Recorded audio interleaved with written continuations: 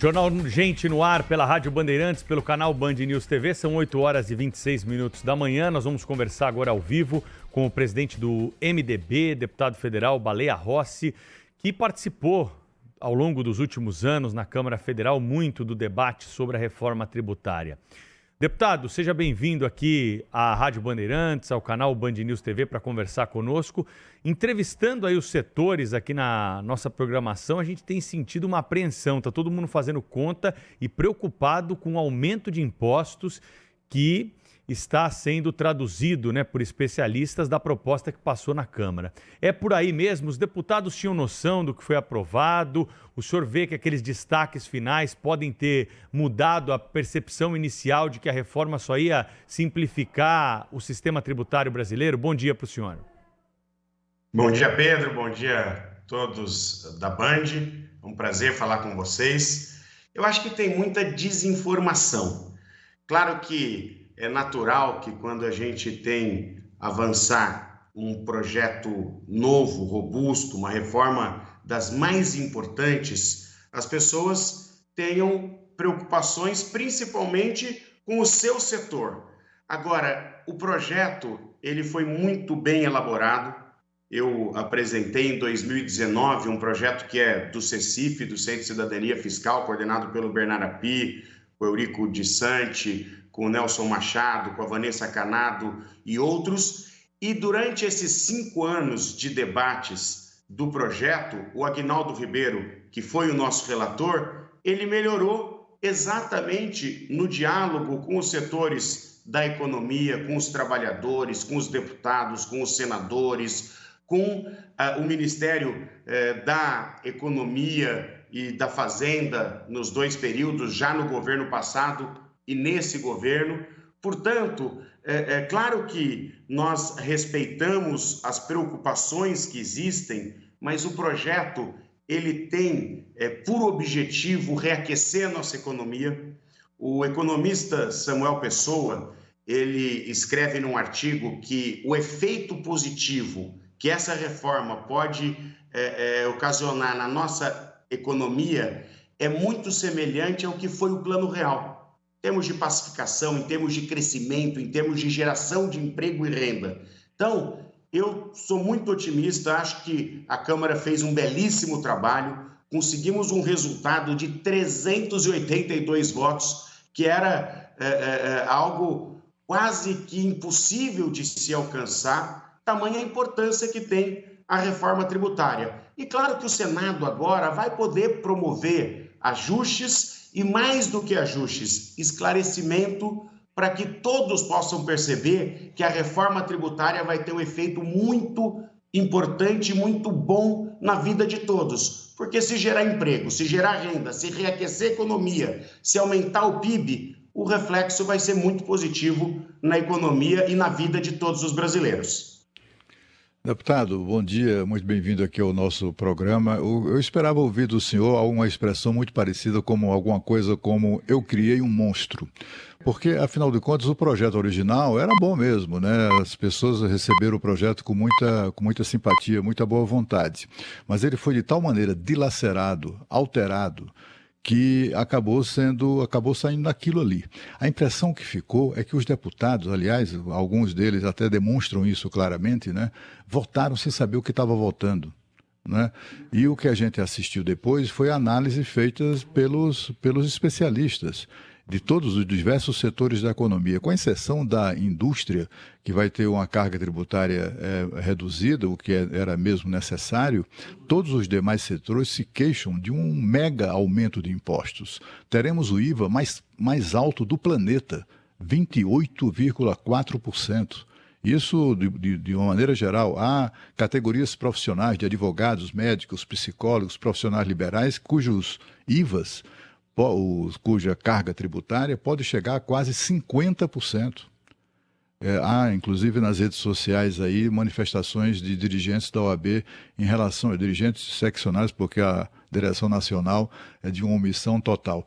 Mas, e aí, o fato é que, a exemplo do senhor, nós entrevistamos aqui diversas pessoas, né, relator, subrelator, sabe, Bernardo Api, todo mundo falando exatamente isso que o senhor está dizendo. Vai ser uma maravilha e tal, mas olha, com a carga tributária que se pretende impor ao país, vai inviabilizar muitos negócios, então não vai gerar emprego. A tendência talvez seja de suprimir empregos.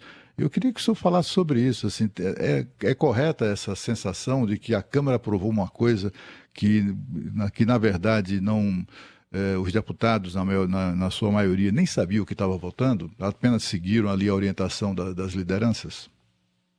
Ô, Cláudio, você sabe que matéria tributária é muito complexa, né? Você precisa estudar. Eu mesmo, quando apresentei essa proposta, estudei muito, fui buscar as experiências da utilização do IVA, do Imposto de Valor Agregado, em todos os países desenvolvidos, como que se aplica, como que isso reflete positivamente na economia, a mudança da cobrança na origem para o destino, que é a grande mudança que nós estamos propondo no projeto. Agora, tem muita gente gritando e inventando versões que não são verdadeiras. Por exemplo, vou te falar dos profissionais liberais, os psicólogos, médicos, dentistas. Nós temos para o setor de saúde uma alíquota de 40% da alíquota base. Nós trabalhamos com uma alíquota de 25%. Eu vi que tem um estudo de um economista do IPEA que fala em 28,4%, mas é impossível saber quanto que será a alíquota.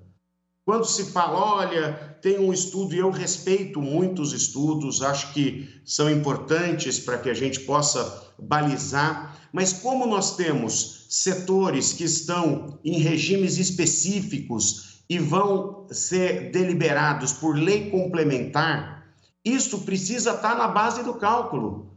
E quando a gente colocar a tributação nesses regimes específicos, você vai ter uma diminuição da alíquota base. Então, esses profissionais liberais não vão ter o impacto na vida deles. Outro setor que reclama muito é o de serviços. Só que se nós pegarmos o setor de serviço e a gente for fazer uma divisão, primeiro, 70% do setor de serviço está no Simples. Então, todas aquelas empresas que faturarem até 4.800.000 reais por ano estão fora da reforma. Então, você já tira 70% do setor de serviço da reforma. Os 30% restante, você pega, 90% presta serviço no meio da cadeia produtiva, para PJ, para pessoa jurídica. Esses 90% restantes vão ter um acréscimo, porque hoje paga lá 15%, 16% de imposto, sem contar a acumulatividade e os impostos residuais, ele vai acabar ganhando crédito desses 15, 16 e de mais o restante que vai ser o IVA, o IBS e o CBS brasileiro. Então, você acaba impactando apenas naqueles que prestam serviços para as pessoas físicas, que é uma minoria nesse setor específico. Então, tem muito desencontro, tem muita desinformação e, claro, que cabe a nós discutir, esclarecer, como foi o caso da cesta básica. Tentaram trazer ideologia, essa briga da direita contra a esquerda para a reforma tributária e não colou. Por quê? Porque o projeto é bom. Teve o apoio do ministro Haddad e teve o apoio do governador Tarcísio de Freitas. Então, você não dá para você politizar, partidarizar uma discussão tão robusta e tão importante para o nosso país. E cabe a nós tirar essas dúvidas. Eu acho que é muito importante que a gente tenha essas oportunidades para esclarecer que esse impacto que muitos estão falando não vai acontecer. Por quê? Porque o projeto é bom e é fundamental para o futuro da nossa economia. Deputado, o senhor está quase sozinho aí nessa missão de falar bem do projeto que foi aprovado, viu? Porque nós entrevistamos esta semana aqui, o presidente da Associação Comercial de São Paulo. Olha, ele está chocado, como aliás grande parte dos dirigentes de classe do setor produtivo em todo o país. O senhor faz a defesa e diz que o imposto é uma maravilha, mas há os outros impostos. Não é? O que nós estamos falando é de um aumento jumbo de impostos, só essa proposta que nasceu para simplificar, junta tudo e chama de IVA. Não, não é só isso não. O governo está aproveitando a ocasião, o governo que só pensa em aumentar impostos, está aproveitando a ocasião para colocar uma carga tributária nas costas, adicionar uma carga tributária nas costas dos cidadãos e das empresas, punindo quem empreende, punindo quem garante empregos, que é um negócio inacreditável, né? A julgar pelos que dizem os especialistas e os dirigentes de classe que estudaram esse projeto finalmente aprovado, né? E eu queria saber isso do senhor. E o senhor faz esse tipo de análise porque nós temos, de um lado, os demais impostos que não estão sendo considerados nessa análise, e também nós precisamos considerar que há outros projetos, né? Outros projetos sobre tributação em andamento. Quer dizer, a coisa é tão mal intencionada, pareceu tão mal intencionada, que se separou isso. Temos um aumento jumbo de impostos agora e teremos outro depois, que um novo projeto sobre tributação for examinado. Queria que o senhor falasse sobre isso, até para tranquilizar aí as pessoas que já não aguentam mais pagar tanto imposto. Olha, Cláudio, a ideia desse nosso projeto é manter o que se arrecada hoje. E como o projeto tem a capacidade de ter uma base ampla, de tributar tudo aquilo que é consumido na cidade, no destino, pelo consumidor, com base ampla, ele vai poder aumentar a arrecadação e, com isso, diminuir a alíquota base. Isso é importante. Um outro fato importante é o combate à sonegação. Como nós vamos ter um sistema de crédito e débito, todo mundo vai querer nota fiscal para se creditar. E aí nós vamos ter um combate à sonegação. Com base ampla, com tangíveis, intangíveis, com essa nova economia digital que muitas vezes passa desapercebido e não paga impostos, nós vamos ter condições de ampliar muito a arrecadação. E isso não vai Mas isso é só imposto sobre consumo. Impostos. É importante isso porque se o governo quiser aumentar imposto, vai ser em outro projeto. Inclusive o Eduardo Braga, que é o nosso relator no Senado, quer colocar uma trava para que não haja nesse projeto, e essa é a base, um aumento de carga tributária. O que acontece é que hoje o nosso sistema tributário é desonesto com o consumidor. É desonesto por quê? Porque é arcaico, porque é antigo, porque é cumulativo, porque é um manicômio tributário e hoje ninguém sabe quanto que se paga de imposto no consumo. Tamanha complexidade. Então, você dizer que 25 é alto, eu concordo, é alto, mas é exatamente o que o brasileiro já paga. Claro que o ideal seria uma reforma administrativa para enxugar o Estado, para a gente ter maior capacidade de diminuir a carga tributária, que eu acho que esse é o passo seguinte dessa simplificação que a gente propõe. É aí que Mas eu ia fazer... nesse projeto não haverá aumento de carga tributária. É aí que eu ia fazer uma pergunta para o senhor, deputado. Bom dia, Marco Antônio Sabino. O que vem primeiro? A reforma administrativa, como diz o presidente da Câmara dos Deputados, Arthur Lira, Ou vem a segunda parte dessa reforma tributária, que não tem, ao contrário da primeira, pelo menos tinha, era um pressuposto, a ideia de ser uma reforma chamada neutra, né? Onde o total de impostos não aumentaria, né? Agora, no segundo momento, a reforma que virá sobre bens e patrimônio e renda, essa não está garantida que vai ser uma reforma neutra, né? Pode ser uma reforma que efetivamente doa muito no bolso. Então, o que vem primeiro e como é que será essa segunda fase da reforma, por favor? A reforma sobre o consumo, Marco Antônio, ela é absolutamente neutra, por isso que nós podemos garantir que nela não haverá aumento da carga tributária. O governo deverá mandar a reforma do imposto de renda e, em contrapartida, a desoneração da folha de pagamento e outras reformas econômicas que vão ser discutidas. Essa estava muito madura. Por quê? Porque fala-se em IVA no Brasil desde a Constituição de 88.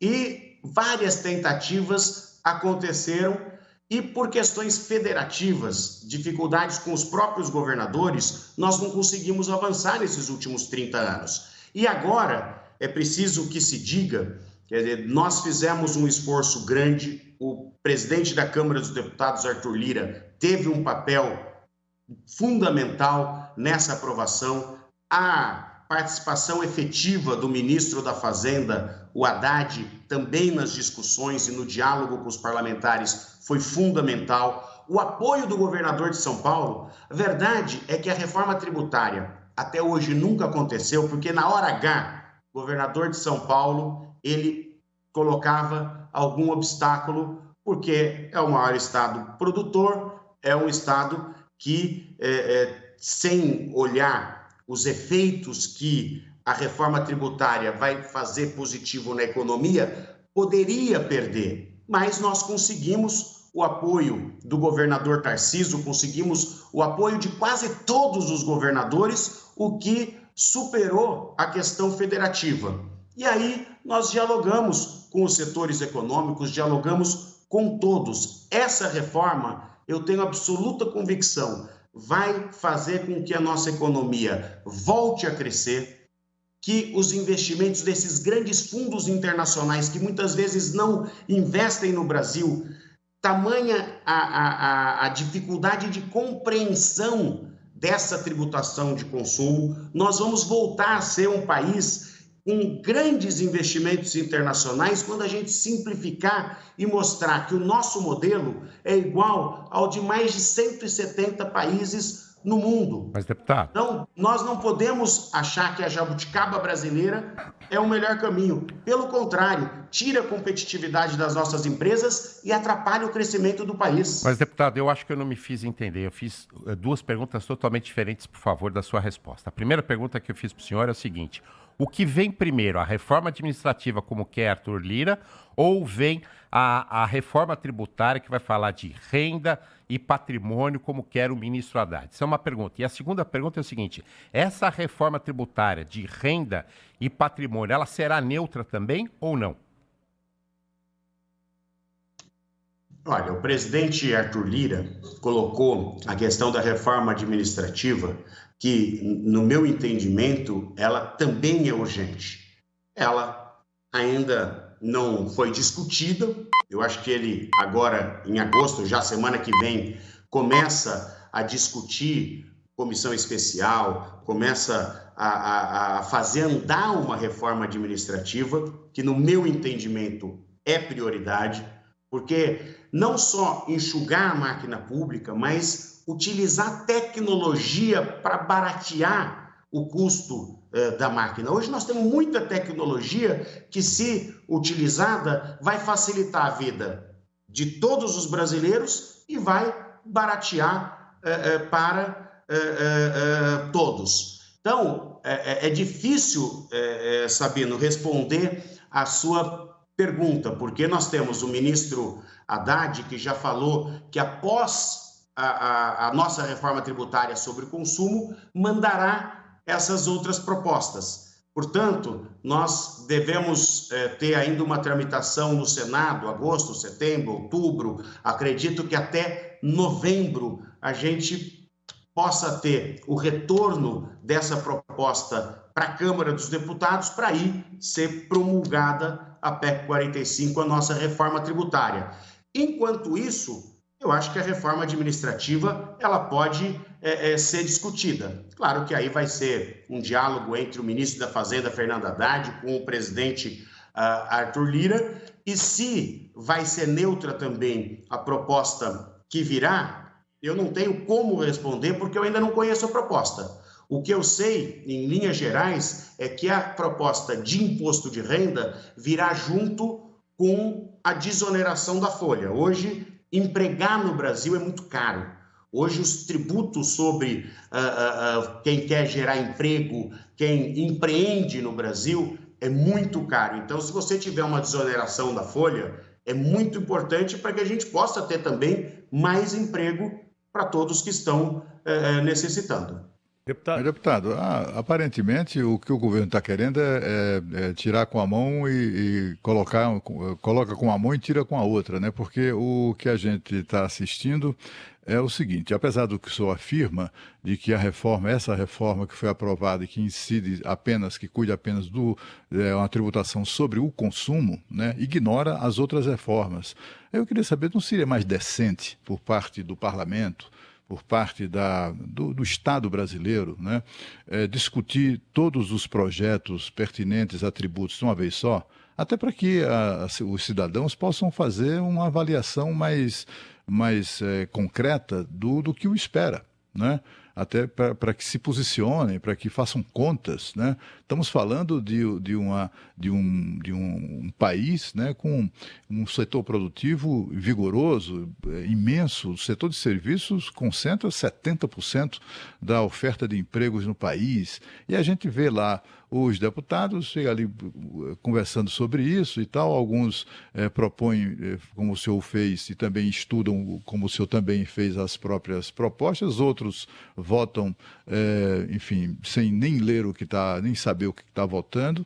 Agora, enquanto o senhor diz que esse projeto que foi aprovado não vai produzir aumento de impostos, nós entrevistamos aqui o professor Paulo Rabelo de Castro, que é um homem do setor, foi presidente do IBGE, do BNDES, etc. Ele coordenou um estudo que demonstrou que o setor de serviço, exatamente esse aí, que é majoritário na economia brasileira, terá um aumento de tributos da ordem de 441 bilhões de reais. Deputado, eu acho que isso podemos chamar de aumento de carga tributária. Ou não? Cláudio, o Paulo Rabelo é alguém que eu tenho um respeito muito grande, mas ele se opôs à proposta da PEC 45 desde o primeiro momento. Claro que essa é uma discussão muito ampla. Nós temos o Armínio Fraga, nós temos o Marcos Lisboa, nós temos Maílson da Nóbrega, nós temos tantos outros economistas renomados, assim como o Paulo Rabelo, que dão conta que a reforma tributária vai ter um impacto muito positivo na economia. Quer dizer, então é difícil você se apegar a uma opinião para poder formar uma opinião firme sobre o assunto. Eu tenho defendido esta proposta porque realmente acredito nos estudos que fiz, nos estudos que recebi, dos impactos positivos da reforma. Eu vejo que existe muita desinformação. Os próprios profissionais, quando a gente fala, olha, você pega os advogados, né? Você citou os advogados que estão preocupados.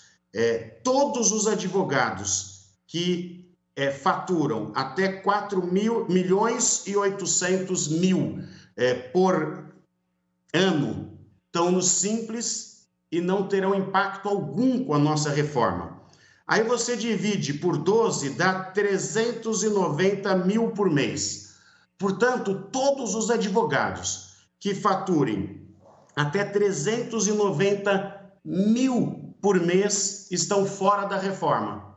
Então, quando a gente vê um número desse, a gente percebe que vai impactar aqueles que têm um faturamento muito grande, que é a minoria. 69% dos advogados hoje no Brasil estão no Simples. Então, não tem impacto.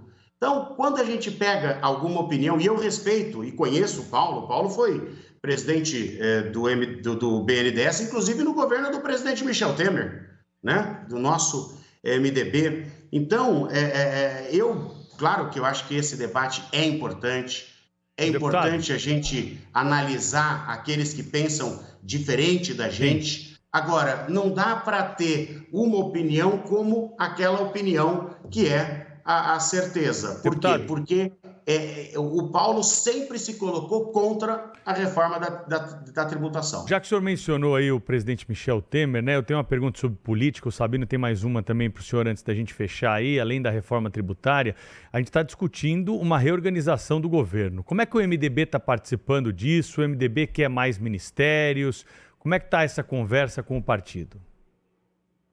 Não, o MDB não tem discutido com o governo. Nós fizemos uma conversa na transição e decidimos ser colaborativos, propositivos com o governo. Nós temos hoje 3 ministros e, numa pesquisa que saiu a semana passada, os 3 ministros estão muito bem avaliados entre os 10 melhores ministros avaliados, que é o Renan Filho nos transportes, o Jader Filho nas cidades e a Simone Tebet no planejamento. Nós não estamos fazendo nenhuma discussão para ocupar mais espaço na esplanada. Claro que estamos acompanhando e torcendo para que o governo consiga uma maior base parlamentar. Eu acho que a reforma da tributária foi um exemplo claro de como se pode ampliar uma base tendo uma agenda positiva para o país. Agora, o MDB não está reivindicando absolutamente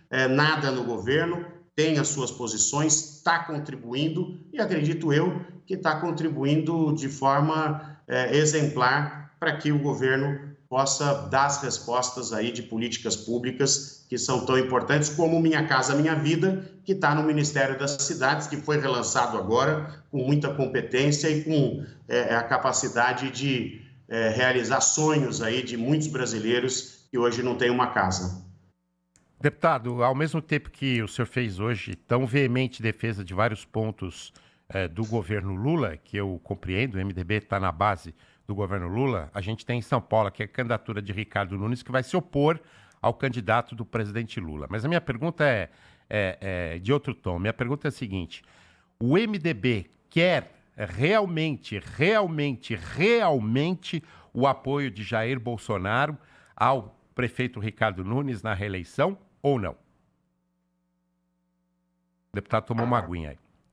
O MDB em São Paulo tem o prefeito, o Ricardo Nunes, que é um MDBista de carteirinha. Você sabe que o Ricardo, ele assinou a ficha do MDB quando ele completou 18 anos de idade. Foi 2 vezes vereador, foi dirigente partidário na capital e tem feito um grande trabalho. Ele tem melhorado a qualidade dos serviços públicos da capital e nós estamos conversando com vários partidos para que a gente possa ter uma aliança forte para enfrentar principalmente o candidato que já foi colocado, que é o candidato Boulos, que representa a união dos partidos de esquerda. O Ricardo, ele é o que eu chamo de centro-radical. Até tentaram fazer uma futrica de que o Ricardo sairia do MDB, que migraria para outro partido. Isso não vai acontecer, porque a alma do Ricardo é MDBista. Ele tem essa característica, isso ao longo da sua história. Nós queremos o apoio de todos os partidos que possam caminhar com o Ricardo. Eleição municipal, a gente respeita muito a realidade local. Por exemplo, nós temos na Bahia, Salvador, muito provavelmente lá nós estaremos juntos com o PT. Lá o Jerônimo é o governador e o vice-governador é o Geraldo Júnior do MDB. Em Salvador nós devemos fazer uma frente de centro-esquerda. Em São Paulo, já diferente. Como o PT já fez um acordo com o PSOL do Boulos e outros partidos da esquerda, nós devemos fazer uma aliança em torno do Ricardo, com a liderança do Ricardo Nunes, de centro com o centro-direita. Portanto, cada uma das cidades do país, principalmente as capitais, que têm um reflexo muito grande, e a capital de São Paulo, para nós, é a principal eleição, porque é a maior cidade do Brasil, nós vamos respeitar a realidade que a política impõe. Nós conversamos aqui no Jornal Gente hoje com o deputado Baleia Rossi, presidente nacional do MDB. Deputado, obrigado pela entrevista. O senhor sabe que aqui na Bandeirantes o debate é assim, né? Franco, aberto, ouvindo vários lados para jogar luz aí para a nossa audiência sobre as questões mais importantes do país. Foi um prazer, até uma próxima. Muito importante, Pedro. Muito obrigado por essa oportunidade de falar sobre temas tão relevantes para o nosso Brasil. Grande abraço e bom dia. Bom dia, obrigado. São 8 horas.